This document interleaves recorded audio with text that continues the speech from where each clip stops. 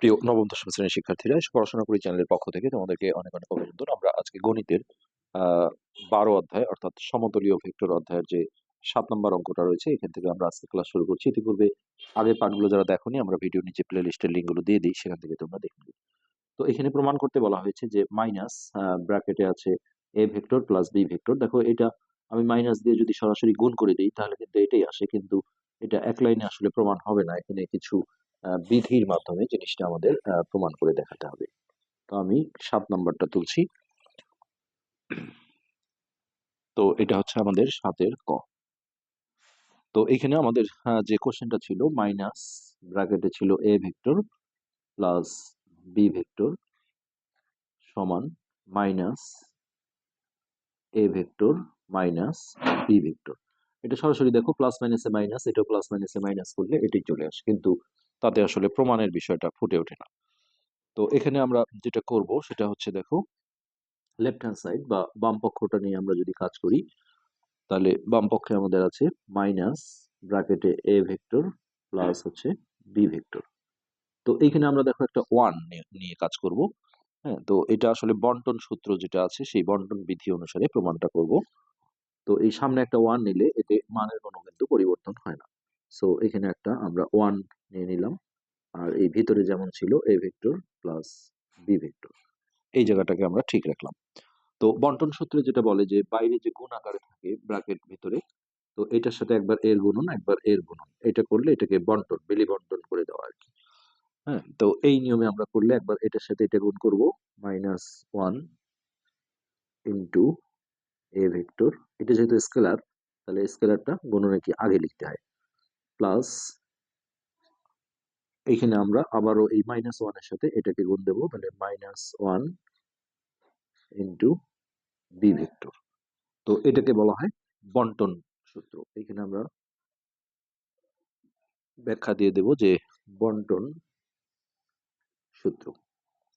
তো এই বন্টন সূত্র অনুসারে আমরা এখন এই জায়গাটা যেটা করব, যে এটা যদি আমরা গুণ করে দিই, প্লাস মাইনাসে মাইনাস এ ভেক্টর, আবার প্লাস মাইনাসে মাইনাস, এই যে প্লাস মাইনাসে মাইনাস, এটা হচ্ছে বি ভেক্টর।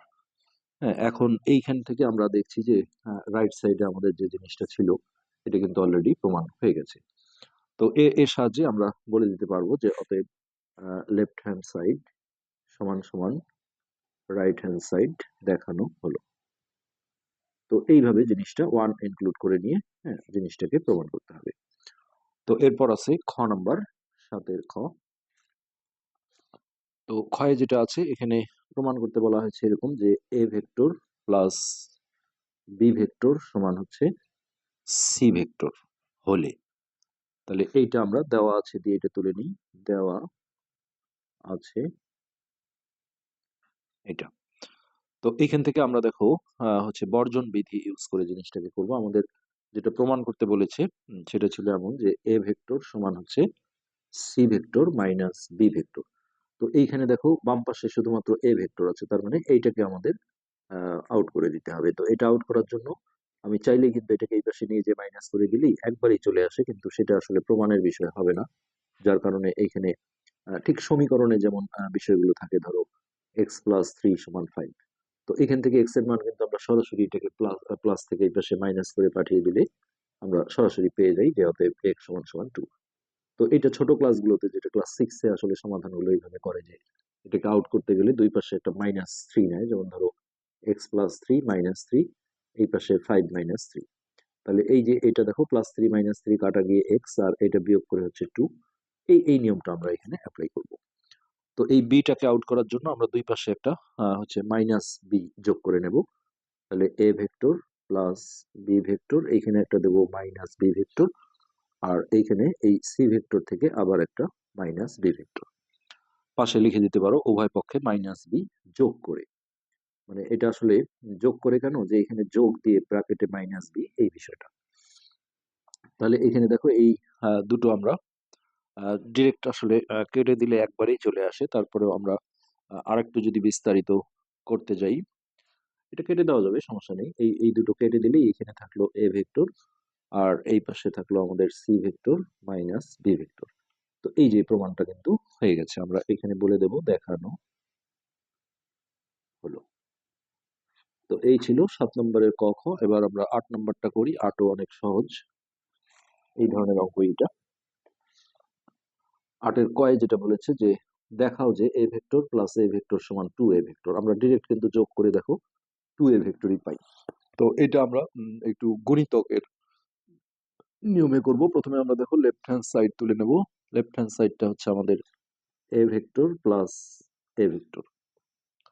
তো এই গুণিতক মানে হচ্ছে সামনে আমরা একটা 1 নিয়ে নেব স্কেলার হিসেবে। ধরো 1 ইন্টু এ ভেক্টর প্লাস এখানে একটা 1 নিলে মানের কোনো ইফেক্ট পড়ে না। তারপরে এইখানে আমরা দুইটা থেকে এই যে এ ভেক্টরটাকে যদি কমন নেই, এটা আমরা আগেও লিখতে পারি পরেও লিখতে পারি, কিন্তু স্কেলার গুলো আগে লিখলে ভালো হয়। এখানে 1টার যেহেতু কোনো ভেক্টর নাই, এটা স্কেলার, তাহলে 1 প্লাস 1, আর এইখানে হলো এ ভেক্টরটা কমন নিলাম। তাহলে এই 1 1 যোগ করে দেখো 2 হচ্ছে, তাহলে 2 এ ভেক্টর। তো এইটাই কিন্তু আমাদের রাইট সাইড ছিল। এখানে আমরা এখন বলে দিতে পারবো যে অতএব লেফট হ্যান্ড সাইড সমান রাইট হ্যান্ড সাইড দিয়ে আমরা বলে দেব দেখানো হলো। দেখানো হলো। আচ্ছা, এরপর 8এর খ নম্বর। 8এর ক্ষয়ে আছে দেখো এরকম যে m মাইনাস n, এখানে a ভেক্টর। তো এটা আমরা যদি এটার সাথে এটা গুণ করি এটাই আসে, প্লাস মাইনাসে মাইনাস, এটার সাথে এটা গুণ করলে এটাই আসে। কিন্তু এখানেও আমরা কিছু বিধি প্রয়োগ করার মাধ্যমে জিনিসটা করার চেষ্টা করব। তো 8এর খ। তো আমরা প্রথমে লেফট সাইডটা নিলাম। লেফট সাইডে আমাদের আছে m minus n into a vector.